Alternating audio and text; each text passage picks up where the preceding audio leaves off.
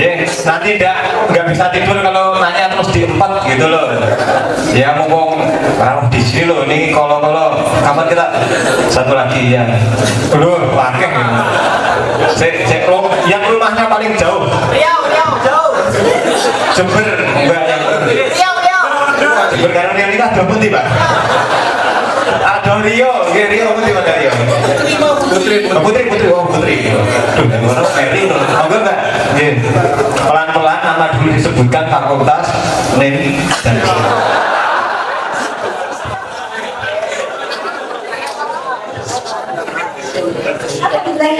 Terima kasih atas kesempatannya. Saya Wabdah dari Fakultas Ilmu Hidayah untuk Pak. Saya suka didengar.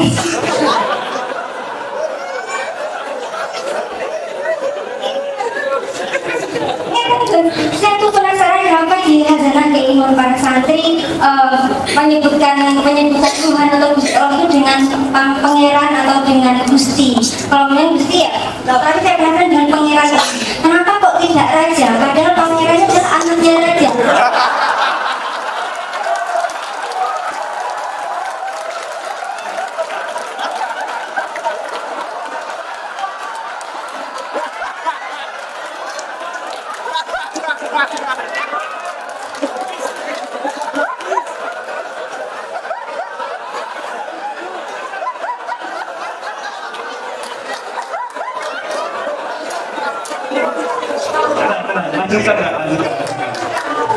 Maksudnya kan kita ingin menunjukkan bahwa zat yang maha tinggi yang tidak ada lagi yang melebihinya. Kenapa kok menggunakan yang tidak raja?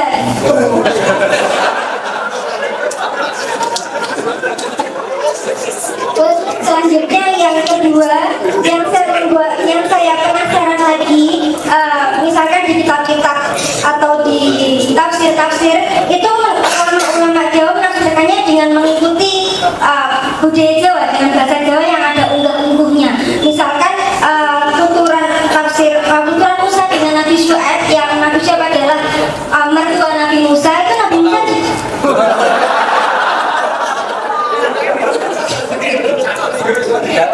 sapinya ada Pak.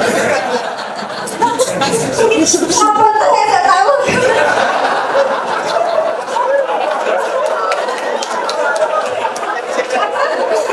Nabi Musa ini sopan dengan Nabi Syuaib, akhirnya ya dituturkan dalam bentuk romo, dan Nabi Syuaib pun juga menjawabnya dengan ngoko. Begitu juga dengan Ibrahim ketika berjawab dengan ayahnya yang pemahat patung. Padahal seorang kafir, tapi beliau Ibrahim itu menghormati ayahnya sehingga dengan menggunakan romo juga. Ya begitu kan. Apakah dalam bahasa Arab juga ada tingkatan bahasa seperti itu? Itu saja.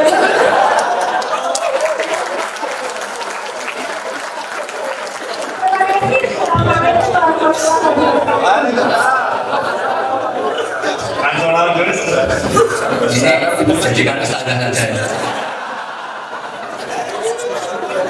Nggak, setahu saya itu kalau kesepakatan orang banyak, nggak tahu kalau yang terdengar di telinga Anda itu. Setahu saya kesepakatan orang banyak itu pangeran sama pangeran itu beda. Nggak tahu saya kalau ada masalah di pendengar.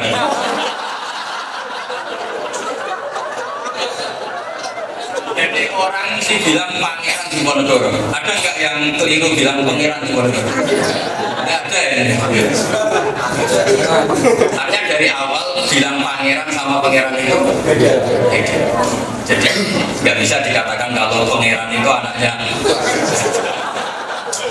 Karena beda sama A itu sudah beda sekali. Jadi ya seru sama saru itu sudah beda sekali.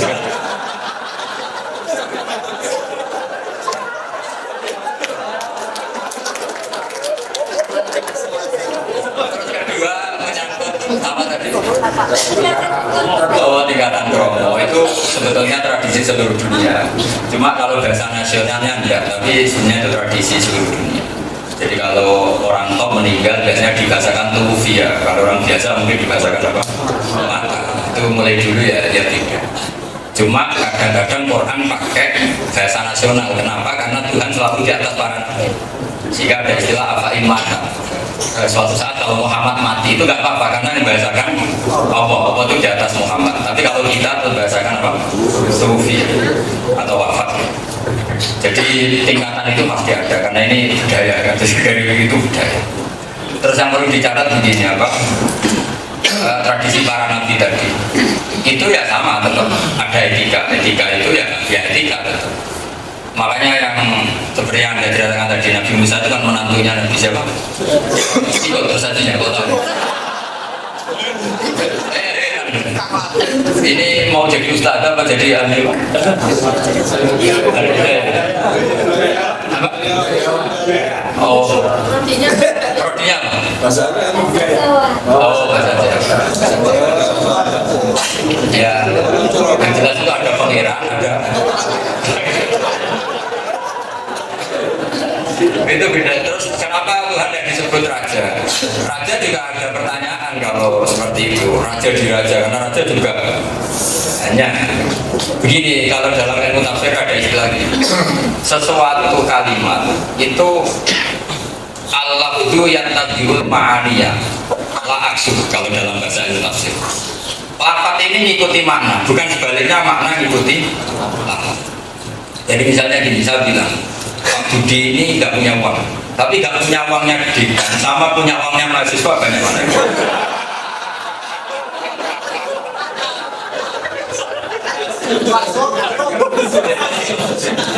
Ya seperti itu. Misalnya kita bilang Abu Rizal Bakri sudah nggak punya uang, sama yang tak bilang ini kayaknya mahasiswa, sama tidak punya uangnya Sandiaga atau Nabi Makarim gitu. Jadi itu yang dipakai ulama. Jadi kalau Allah dikatakan qadir, Allah itu kuasa. Kuasanya zat yang super, yang maha. Tentu kuasanya tidak ter. Tapi kalau kita bilang misalnya gini, Donald Trump adalah penguasa dunia. Paling amangan ya Mesir. Amangan ya Mesir. Sama-sama dikatakan penguasa. Oh anak kecil ini cerdas, pintar sekali. Ternyata lagi pintar dan laku. Itu orang tuanya pintar sekali anak saya. Tapi kalau pintarnya adikan, ya pintar betul.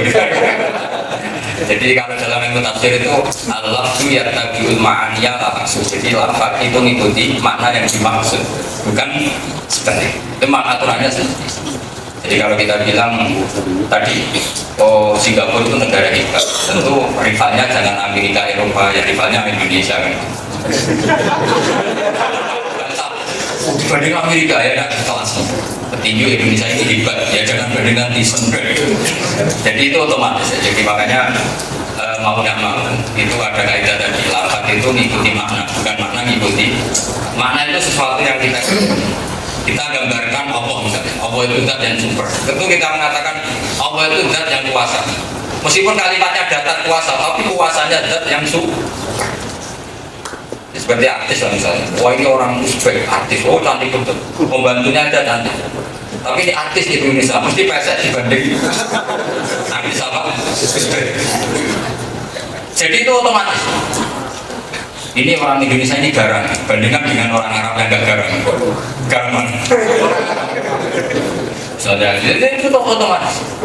Jadi Allah tu yattabi'ul ma'ani ala maksud. Ini penting kalau dalam ulumul Quran memang dipelajari seperti itu. Misalnya ini orang Arab kecil, kecilnya orang Arab, ini orang Indonesia besar. Makanya pernah jadi ada lomba hewan terbesar. Itu semua bawa gajah, jerapah, Abu Nawas bawa tikus besar. Ketika gajah keluar orang bilang gajah, onta keluar orang bilang onta, tapi pas tikus besar, oh ini besar sekali.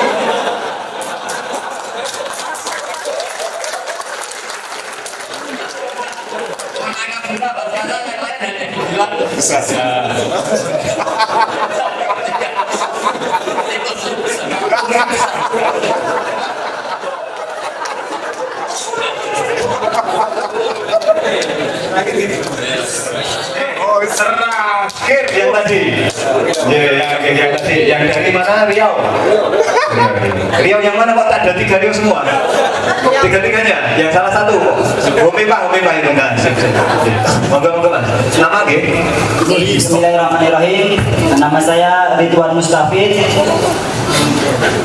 Yang mau saya tanyakan, kan ada ustadz udah di booking jauh-jauh hari untuk mengisi pengajian.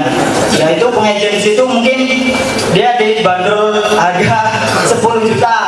Cuma dia tidak mendatangi pengajian yang udah di booking, dia mendatangi pengajian yang satunya lagi mungkin di situ digaji 40 juta. Nah, itu saya ingin tahu pendapat Gus Bahak gimana? Nama lengkap Mas? Ridwan Mustafi. Dari fakultas apa? Fakultas Keluyuran. Oh ya, rumahnya mana? Riau? Gak mungkin kan? Ya, Di Jogjanya di mana? ya Tundan. Kebudan itu daerah mana? Sleman. Oh Sleman, oke. Bukan Gunung Kidul itu kan? Bagus dan ini curhat. Ini dendam apa gimana? Bukan. Kalau jawaban standarnya ya tentu itu tidak etis. Jawaban standarnya itu tidak etis. Tapi kalau ada kondisi tertentu yang harus begitu, saya dukung. Kondisi tertentu gini misalnya, dia punya anak mau operasi, kalau datangi ini uangnya nggak cukup. Loh, karena ini fakir itu aturan mainnya al-hukmu yaduru ma'ilatihi wujudan wadam. Saya akan jawab sebagai status sebagai fakir, orang yang menekuni. Kasus itu tentu tidak etis, kalau semuanya normal tentu tidak etis. Karena melayani janji atau dalam bahasa Jawa fakir. Tapi kalau ada kondisi tertentu, yaitu tadi dia punya anak yang mau operasi, yang kalau datang ke yang 4 juta tidak cukup, kayak 10 juta cukup. Atau masjid kampungnya mau roboh, kalau disumbang 4 juta tidak cukup, baru 10 juta cukup. Maka dia punya pilihan itu. Jadi karena hukum di fikih itu al-hukmu yaduru ma'ilatihi wujudan wajib. Jadi hukum itu berputar menurut alasan itu, baik alasan yang nyata atau ketiadaan. Ketiadaan misalnya gini, dia ke sarana itu nggak bisa. Misalnya saya bidang di Papua, mau datang nggak bisa. Bisanya datang ke Jakarta karena pesawat lebih gampang. Berarti memang nggak ingin khulful wadi menyalahi janji, tapi memang yang mungkin ke sana. Cuma secara umum, ustadz yang seperti itu mah mentalnya kurang baik. Kalau nggak ada alasan khusus. Tapi kalau ada alasan apa? Khusus. Maka ini penting. Itu banyak di kejadian. Misalnya gini, saya sering ditanya gini, istiadat Anda ini lebih ngeri istiadat saya. Saya ini kan kecil ketok, itu sering merasa dosa gara-gara kalau juga tetangga manakiban atau apa. Itu kadang saya merasa datang tuh kayak dosa. Kadang kan jasanya kiai kecil, kan datang tuh mesti alamnya saya. Betul. Saya sering bilang musola kecil, mau datang itu matikan pasaran. Mau datang kayak sombong, mentang-mentang juga fakultas busana. Itu memang susah istilah seperti itu. Coba boleh nggak Indomaret Alfamaret di dekat tonton di kampung-kampung? Kan kita ada boleh kan? Kalau kiai besar terus mematikan pasarannya kiai kecil kira-kira boleh nggak? Masa Pak Dekan ini mulan TK kan kasihan. Itu bukan berbaik hati, menutup rezeki orang lain kan? Boleh. Jelas. Makanya kalau ada yang tanya, orang cantik boleh nggak berjalan sama orang jelek? Mungkin nggak boleh, karena menjadikan ini nggak punya peluang. Jadi itu uniknya pakai al-hukmu yaduru ma'ilatihi wujudan wajib. Makanya saya ini termasuk yang susah diundang, susah sekali. Saya diundang susah. Memang saya nggak suka diundang. Makanya bisanya kadang kalau dimaksa itu. Kenapa logika saya sederhana? Apa ya? Seperti ini itu nggak boleh jadi profesi. Saya termasuk orang yang sudah. Dulu Hajjaj bin Yusuf itu nakal sekali. Nakal sekali, sehingga cerita sama ahli tarikh ditanya, bapaknya siapa? Itu anaknya guru. Terus ditanya, anaknya guru kok nakal?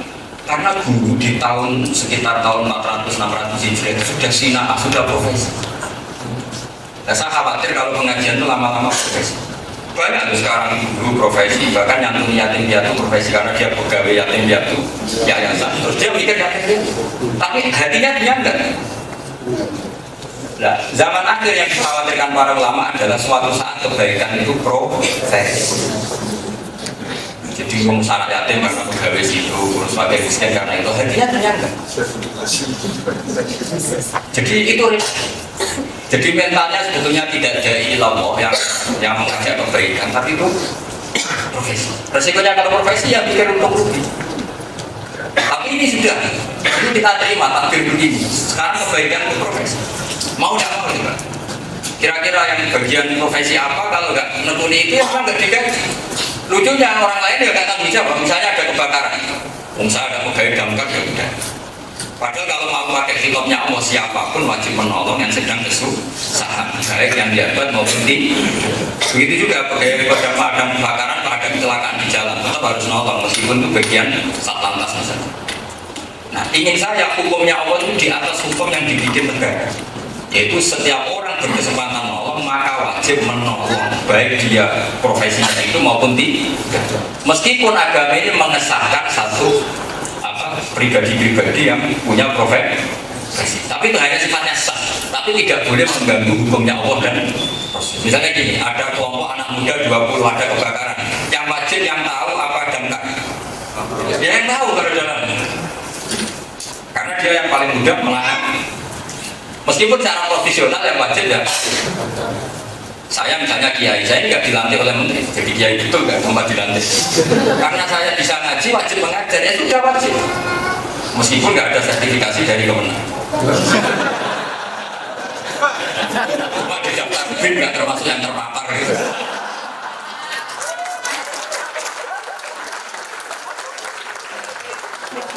Sama hukumnya Allah dan Rasul itu di atas hukum itu ya kan kita melihat orang kecelakaan kita di depan yang wajib pertama ya kita.